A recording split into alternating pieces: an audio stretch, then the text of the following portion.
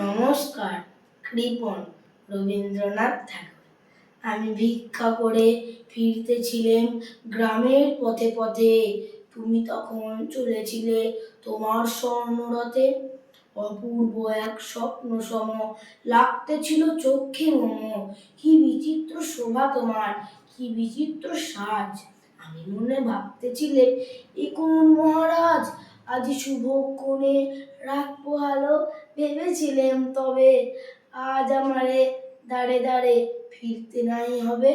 বাহির হতে নাহি হতে কাহার দেখা পেলেম পথে, চলিতে রথ ধনধান্য ছড়াবে দুই ধারে।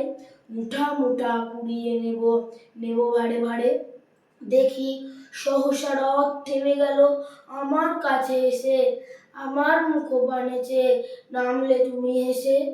দেখে মুখের প্রসন্নতা জুড়িয়ে গেল সকল ব্যথা।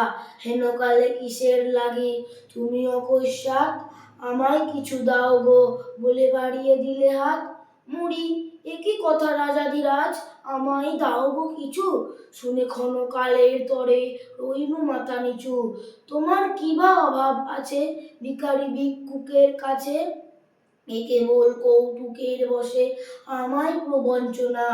ঝুলি হতে দিলেম তুলে একটি ছোট কণা, যবে পাত্রখানি ঘরে এনে উজাড় করি, এ কি ভিক্ষা মাঝে একটি ছোট সোনার কণা দেখি। দিলেম যারা আজ ভিখারিরে, স্বর্ণ হয়ে এলো ফিরে। তখন কাঁদি চোখের জলে দুটি নয়ন ভরে, তোমায় কেন দিইনি আমার সকল শূন্য করে। নমস্কার।